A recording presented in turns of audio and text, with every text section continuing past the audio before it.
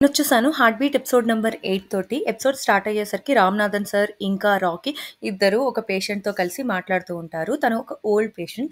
తన స్కిన్ ఎందుకు ఇలా ముడత పడింది అనే క్వెషన్ తోటి రామ్‌నాథన్ సార్ దగ్గరికొస్తుంది. రామ్‌నాథన్ సార్ అంటారు, "ఏజింగ్‌లో స్కిన్ ఇలా ముడత పడడం చాలా కామన్" అని చెప్పినప్పుడు, నేను ఒక యాక్టర్ ఫోటో చూపిచ్చి, "ఈయన నాకంటే చాలా చిన్నవారు.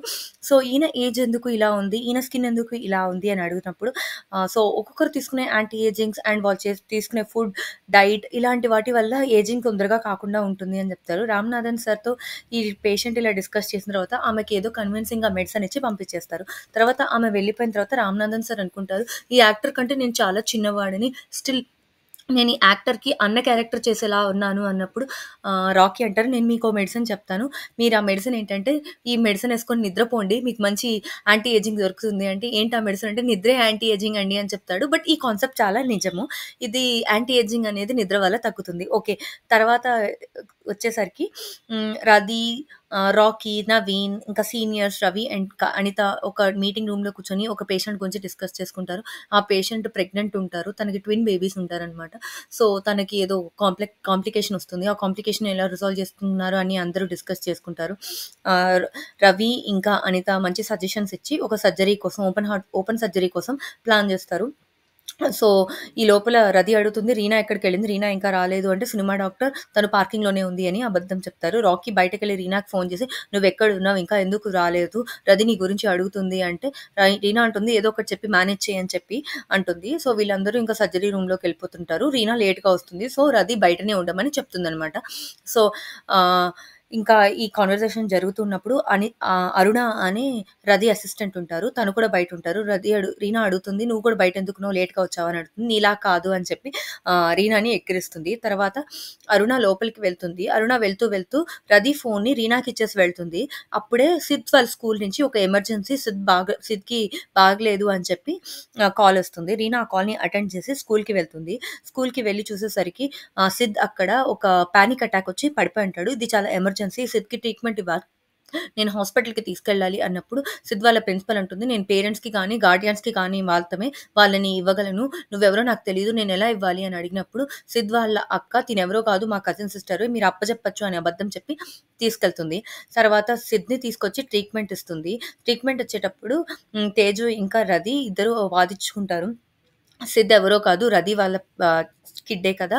సో, తన హిస్టరీ ఏంటో తెలియకుండా నువ్వెలా ట్రీట్మెంట్ ఇస్తావంటే, ఇది పానిక్ అటాక్. నాకు కూడా జరుగుతుంది. నాకు తెలుసు నేను ట్రీట్మెంట్ ఇస్తానని చెప్పి సిద్‌కి ట్రీట్మెంట్ ఇస్తుంది. రది వచ్చాక రీనా మీద కోప్పడుతుంది. నాకు చెప్పకుండా ఏ ట్రీట్మెంట్ ఎలా ఇచ్చావంటే, అప్పుడు రీనా అంటుంది, "నాకు కూడా పానిక్ అటాక్ వస్తుంది. నాకు తెలుసు ఎలా ఉంటుందో. So, I can give the treatment" అని చెప్పి అక్కడి నుంచి వెళ్ళిపోతుంది.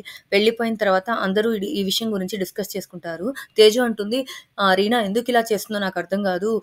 ఎందుకిలా అగ్రెసివ్ డెసిషన్స్ తీసుకుంటుందో, సిద్‌కి అసలు ట్రీట్మెంట్ ఇవ్వాల్సిన అవసరం ఏంటి అని మాట్లాడుతున్నప్పుడు హ్మ్. వీళ్ళనుకుంటారు తను ఓకే. తనకి తెలుసు కాబట్టి తను అంత అగ్రెసివ్‌గా తను చాలా కాన్ఫిడెంట్‌గా ట్రీట్మెంట్ ఇచ్చింది అని గుణ అంటాడు. తర్వాత సీనియర్స్ అందరూ వీళ్ళుండే రూమ్‌లోకి వస్తారు. వచ్చినప్పుడు ఆహ్, రవి గుణని అంటాడు, "నువ్వు చాలా ఓవర్ చేస్తున్నావురా ఈ మధ్య అనితతోటి" అని చెప్పి వీళ్ళిద్దరూ ఒకరినొకరు ఎక్కిరించుకుంటూ ఉంటారనమాట.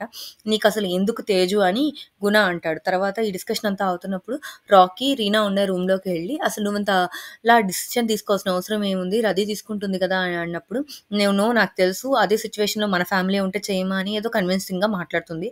సో, రది ఇంకా రీనాని పిలిచిందని చెప్పేసి రది దగ్గరికి పోతుంది. రీనా రది దగ్గరికి వెళ్ళినప్పుడు ఇస్తానులే. సో, అలా వెళ్ళినప్పుడు రతి అడుగుతుంది, "నీకు ఈ పానిక్ అటాక్ గురించి ఎలా తెలుసు? నీకు మీ పేరెంట్స్‌కి కానీ, ఎవరికైనా ఈ పానిక్ అటాక్ ఉందా? నీకెలా తెలుసు?" అని అడిగినప్పుడు, "లేదు నాకు ఉంది. నాకు తెలీదు మా పేరెంట్స్ ఎవరో" అని చెప్తుంది.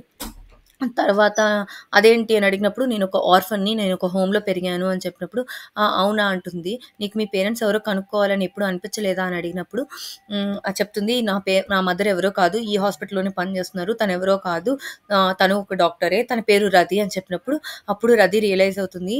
హ్మ్. "నువ్వు ఎవరినైనా ఏమార్చొచ్చు. నన్ను కాదు. నేనెవరో కాదు. నువ్వు కొన్నాళ్ళ ముందు ఆర్ఫనేజ్‌లో వదిలేసిన నీ కూతురినే" అని చెప్పేసి రీనా అక్కడి నుంచి వెళ్ళిపోతుంది ఏడుస్తూ. రదికి ఆ విషయం తెలిసి రది తన కూతురు రీనా అని తెలిసి చాలా ఫీల్ అవుతూ గట్టిగా ఏడుస్తుంది. రీనా అన్న మాటలకు రది చాలా ఫీల్ అవుతూ ఉంటుంది. తనకి ఇంటికి వెళ్ళినా గానీ ఇదే మాటలు గుర్తొస్తూ ఉంటుంది. సో, తను ఈ మాటలంతా రీకాల్ చేసుకుంటూ ఫీల్ అవుతూ ఉంటుంది. సో, ఇలా ఈ ఎపిసోడ్ ఎండ్ అవుతుంది. ఇప్పుడు మనకి సీక్రెట్ రివీల్ అయింది. రీనా ఎవరో కాదు రదీ కూతురే. మీకు ఈ ఎపిసోడ్ నచ్చినట్టయితే please do like, share and subscribe. Thank you.